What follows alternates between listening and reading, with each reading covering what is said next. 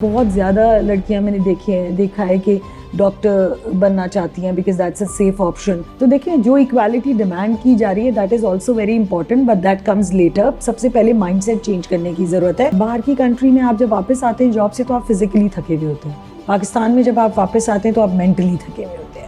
ज़्यादातर हमारे पास HR departments जो है वो एडमिन का काम कर रहे होते हैं। एक तो विलिंग होना बहुत ज़रूरी है, दूसरा एबिलिटी होना बहुत ज़रूरी है। देखिए, सबसे पहले तो जो ख़वातीन इसको अपोज कर रही हैं ना, आई विल सजेस्ट देम कि वो अपने घरों पे जाएं और अपने बेटों की तरबियत पे फोकस करें।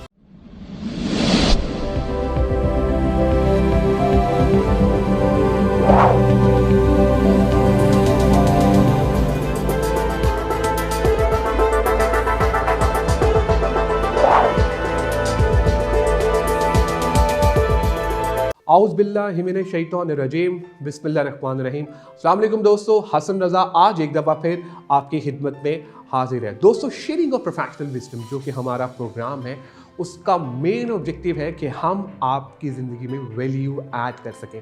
दोस्तों, आपका फीडबैक हमें मिलता रहता है और उस फीडबैक के ऊपर हम डिफरेंट प्रोग्राम्स जो हैं वो रखते हैं। दोस्तों, आज का जो हमारा प्रोग्राम है वो है बहुत ही इंटरेस्टिंग और यूनिक टॉपिक पे। जनाब, वो टॉपिक है फेमिनिज्म। दोस्तों, इस पे हम ज़रूर बात करेंगे और इस पे बात करने के लिए हमने दावत दी है one of the season retail professional. She is a गुरु। बहुत अरसा इन्होंने रिटेल में काम किया है। पिछले 15 सालों से ये रिटेल में काम कर रही हैं। हम इस इम्पॉर्टेंट टॉपिक पे तो ज़रूर डिस्कशन करेंगे। हम ये भी जानेंगे कि रिटेल में रह के 15 साल जब उन्होंने गुजारे तो उन्होंने किस किस्म की मुश्किलात का सामना किया। दोस्तों, आइए मिलते हैं रेहाना राजपूत से। Thank you very much Rehana Rajput for joining us today and I am super excited कि आज आप हमारे साथ हैं। Welcome on board. Thank you so much Hasan, thank you for inviting me here. Great and I am super excited और मुझे 100% यकीन है कि आज की जो हमारी एपिसोड है वो बहुत ही ज़बरदस्त होने वाली है और हमारे जो फॉलोअर्स हैं जो कि हमें यूट्यूब पे, फेसबुक पे और लिंक्डइन पे देख रहे हैं वो बहुत कुछ सीखने वाले हैं। अच्छा रेहाना, हम टॉपिक पे तो ज़रूर डिस्कशन करेंगे और टॉपिक बहुत इंटरेस्टिंग है, लेकिन हम जानना चाहेंगे आपकी सक्सेस स्टोरी। माशाल्लाह, you having 15 years working experience in the field of retail. बड़े बड़े इदारों के साथ काम किया, मैक्रो के साथ, फिर मेट्रो कैश एंड कैरी के साथ, बेरीजे में काम किया, स्टोन एज में काम किया। माशाल्लाह, now you working as a chief operating officer at Verina Homes. 15 साल का जो सफ़र रहा, ये कैसा रहा? अस्सलाम वालेकुम। पहले तो हसन, ऑनेस्टली स्पीकिंग, आपने अभी कहा है 15 साल, तो मैंने रिकॉल किया है। मुझे ऐसे लगता है कि शायद it's going on and on and on. मतलब जिस तरह पूरी इंसान की ज़िंदगी गुजर जाती है तो ये 15 साल भी इसी तरह से गुजर गए। बट ये है कि फॉर्चुनेटली मैं ब्लेस्ड रही। काफ़ी जगह पे मैं ये बात मेंशन करती हूँ हमेशा कि as a women, as a worker, I am always blessed. मुझे अच्छी कंपनीज़ के साथ काम करने का मौका मिला, अच्छे लोगों के साथ काम करने का मौका मिला और बड़े अच्छे इन्वायरमेंट्स में काम किया मैंने, and I have learned a lot. Success story तो एज सच मैं इसको अपने लिए नहीं मानती, बिकॉज़ ये तो एक रोल्स हैं जो हम एज ए ह्यूमन बीइंग दुनिया में परफॉर्म कर रहे हैं अल्लाह की तरफ से। Everything is already planned. खुदा ताला ने हमें इस मकसद के तहत दुनिया पे भेजा है। तो ये सारी दुनियावी चीज़ें हैं और इसमें अगर आप कामयाब हो जाते हैं, you get a chance to have a good job, तो ये कंसिडर होती है कामयाबी। मेरे लिए कामयाबी बेसिकली ये है कि I have to learn the real objective of the life, कि एज ए ह्यूमन बीइंग और जितने सोशल रोल्स इस वक्त मैं being a mother, being a daughter, being a wife, sister, daughter in law, whatever roles I am performing, उनमें मैं कितना अच्छा परफॉर्म करती हूँ और कितना अच्छा जस्टिफाई कर सकती हूँ। तो मेरे लिए सक्सेस वो है। बट एज़ यू सेड कि ऑफ कोर्स 15 साल काम किया है मार्केट के अंदर, तो बहुत कुछ सीखा एंड बहुत डिलीवर भी किया अल्हम्दुलिल्लाह। हम जब बात करते हैं रिटेल सेक्टर की तो हमारे जहन में सिर्फ एक चीज़ आती है यार कि रिटेल सेक्टर तो सिर्फ मर्दों के लिए है, ख़वातीन के लिए नहीं है। तो जब आपने स्टार्ट किया तो तब तो मेरा ख्याल है कि रिटेल जो था वो इतना ज़्यादा एक्टिव नहीं था, रिटेल सेक्टर जो था। तो क्या सोच के आपने कदम रखा कि मैं रिटेल में आऊँगी और छा जाऊँगी? अच्छा हसन, दिस वाज़न्ट प्लान्ड, पहली तो बात ये है, लेकिन when I got a chance मैंने उसको बहुत ओवरवेल्म तरीके से लिया। देखिए पहले तो ना माइंड सेट चेंज करने की बहुत ज़रूरत है हमारे पास, ख़वातीन का ख़ासकर। बीइंग अ वुमन मैंने देखा है कि बचपन से हमारे पास ख़वातीन को या बच्चियों को इस तरह ट्रेन ही नहीं किया जाता कि they should face the challenges. बड़ा आराम तलब किस्म की एक लाइफ जो है वो हमारे पास, which is fortunate for the Asian girls specially in Pakistan, कि उनको मतलब कंपैरेटिव टू ब्रदर्स उनको कम रिस्पॉन्सिबिलिटीज़ दी जाती हैं, उनको इस तरह से बिल्ट नहीं किया जाता। Whereas if you see the European countries, वहाँ पे ख़वातीन एज अ मैकेनिक भी काम कर रही हैं, they are driving the trucks, trawlers, ये सारी चीज़ें।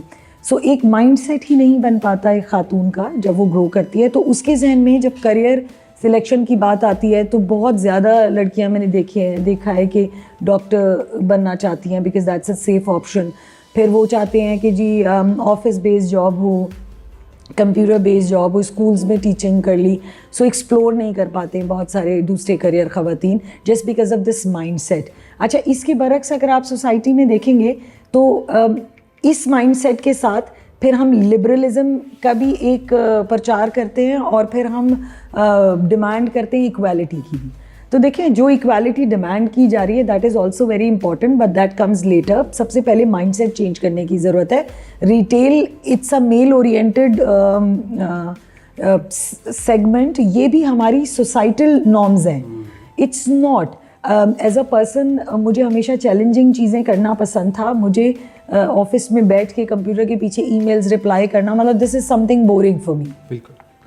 तो मैंने तो इसी पैशन को देखते हुए ये फील किया, लेकिन honestly speaking this is the societal norm, ये हमें चेंज करना चाहिए। एवरी जॉब हैज़ पोटेंशियल और ये आपकी अपने ऊपर है कि वट एवर सूट्स यू। मुझे चैलेंजिंग जॉब्स करना पसंद था तो मैंने सेल्स को सिलेक्ट किया और अल्हम्दुलिल्लाह उसी के अंदर आई एम ग्रोइंग माशाल्लाह। सो पैशन भी होना ज़रूरी है इस चीज़ से रिलेटेड। बिल्कुल, great, what a inspirational story. खैर मैं तो आपको बड़े सालों से फॉलो कर रहा हूँ और रिटेल जो हमने सीखा भी है वो आप ही से माशाल्लाह सीखा है। अच्छा, ये आपने यूके में काम किया रिटेल में, फिर आपने पाकिस्तान में भी काम किया। क्या देखते हैं आप कि मेन डिफरेंस क्या है वहाँ की रिटेल सेक्टर में और यहाँ की रिटेल सेक्टर में? अच्छा, वैसे ओवरऑल अगर वर्क का डिफरेंस मैं बताऊं, जब मैं पाकिस्तान वापस आई थी तो मैं बहुत आई यूज्ड टू से दिस अ लॉट कि जी बाहर की कंट्री में आप जब वापस आते हैं जॉब से तो आप फिज़िकली थके हुए होते हैं, पाकिस्तान में जब आप वापस आते हैं तो आप मेंटली थके हुए होते हैं। तो ये बहुत बड़ा डिफरेंस है एक वर्क एनवायरनमेंट्स का। एज सच रिटेल की अगर बात की जाए, पाकिस्तान में रिटेल के लिए कुछ इतने अच्छे लॉज नहीं हैं। People do not follow regulations जो होनी चाहिए। वेयर एज अगर आप दुबई देखें वो कितना प्रोटेक्टिव इन्वायरमेंट है रिटेल का। सो हमारे यहाँ पे बड़ा फोकस चाहिए रिटेल सेक्टर में। और दूसरा हसन, मैं आपको बताऊं कि I don't know the number, but Pakistan one of the top countries जो रिटेल शॉप में मतलब आगे हैं। हमारे पास भी इस तरह के कस्टमर्स और कंज्यूमर्स हैं जो कि दे शॉप अ लॉट। तो रिटेल का पोटेंशियल बहुत है, लेकिन सही ट्रू कलर्स जो हैं वो नहीं नज़र आते हैं because we don't have any, आप कह लें, association to safeguard the retail. अब इसके और बहुत सारी डिटेल एस्पेक्ट्स हैं। अभी आई डोंट नो हमारे पास कितना टाइम है, नहीं तो हम उस पर भी बात करते कि वो कौन सी चीज़ें जो हर्ट करती हैं, डैमेज करती हैं ब्रांड्स को भी। आपने देखा होगा पाकिस्तान के अंदर एक ही सेल्स का बहुत कल्चर है। तो वो ब्रांड्स जो 100% सोसाइटल नॉर्म्स के ऊपर काम कर रहे हैं, गवर्नमेंट टैक्सेस के ऊपर काम कर रहे हैं, दूसरे ब्रांड्स कहीं ना कहीं उनको हर्ट भी कर जाते हैं। So there is a dilemma इसके अंदर। मुझे लगता है कि इसके लिए एसोसिएशंस होनी चाहिए to safeguard the retail, but it has potential in Pakistan, no doubt. अच्छा, एक और बड़ा important question, you know retail, मैं भी कुछ अर्सा रिटेल में रहा हूँ।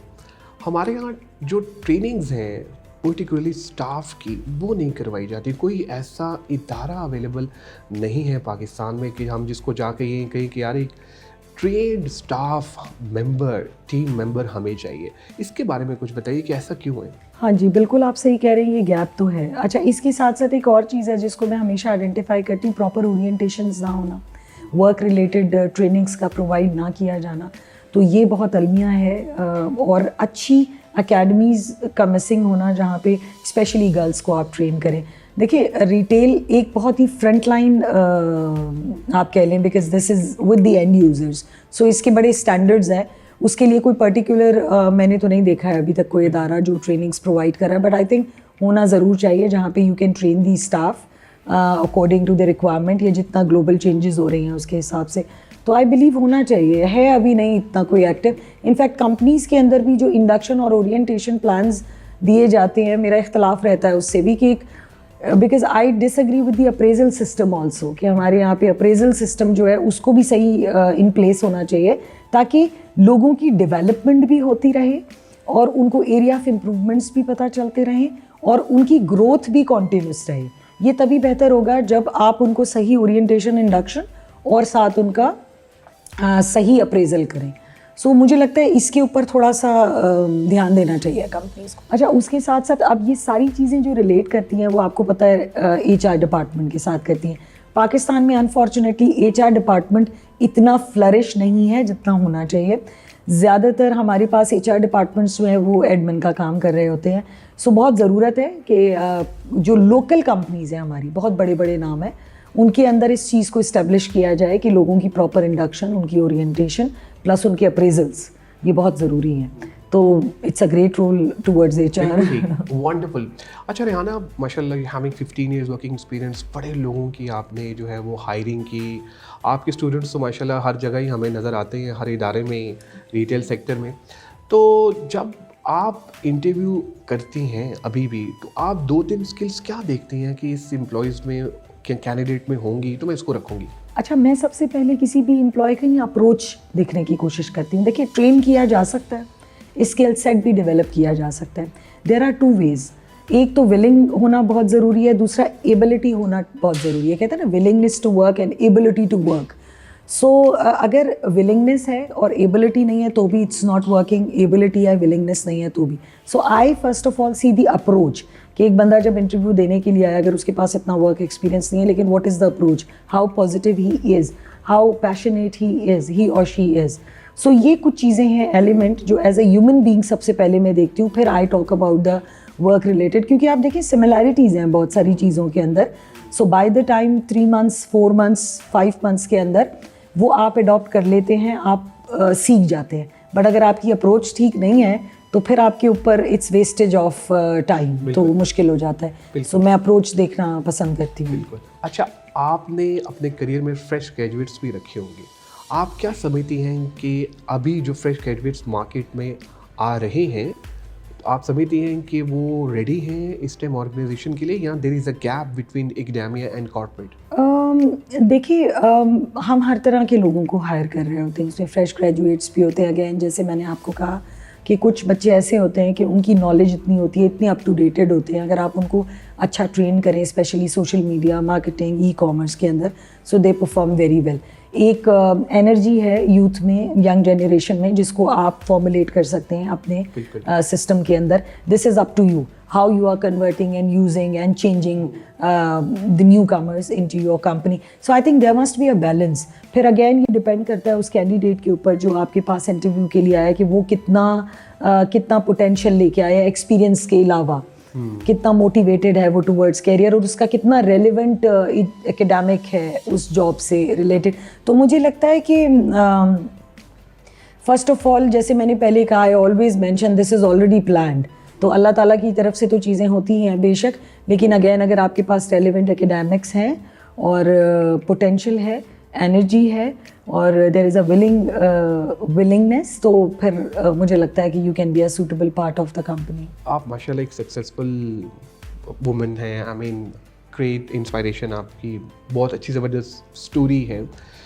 तो आइए, आजकल ये हम फेमिनिज्म के बारे में बहुत सुनते हैं कि यार ये feminism, do you believe in feminism? अच्छा, yes I do, I am a feminist, लेकिन मैं उस फेमिनिज्म में बिलीव नहीं करती है जो लिबर्टी राउंड अबाउट पे जो फेमिनिज्म की जो वो होते हैं। आई एम सॉरी, ये एक बहुत ही गलत डायरेक्शन है जो हमारी सोसाइटी में ख़वातीन को दी जा रही है। ये बहुत गलत तरीक़ेकार है अपने राइट को डिमांड करने के लिए। देखिए, सबसे पहले तो जो ख़वातीन इसको अपोज कर रही हैं ना, आई विल सजेस्ट देम कि वो अपने घरों पे जाएं और अपने बेटों की तरबियत पे फोकस करें। ठीक है, आप अगर चेंज लेके आना चाहती हैं सोसाइटी के अंदर, तो मेल जेंडर के अंदर चेंजेस पैदा करनी पड़ेंगी, और वो एक औरत ही कर सकती है। अगर वो अपने बेटे की सही तरबियत करेगी तो जितनी भी कंप्लेंट्स आए, आपको पता है वो रेक्टिफाई हो जाएंगी। इस तरह प्ले कार्ड उठाने से ना गवर्नमेंट आपकी हेल्प करेगी, ना कुछ ही, और यू कैन गेट फेमिनिज्म का जो ट्रू डिस्क्रिप्शन है या उसकी जो ट्रू आप कह लें कि एक्सप्लेनेशन है वो है ये कि इक्वालिटी। अब इक्वालिटी हमारे यहाँ पे बड़ा आप सोचें कि मैं तो समझती हूँ it's a double meaning word. What do you call it equality? Do you want to wear revealing clothes? Do you call it मतलब liberalism, equality? Sorry, it's not.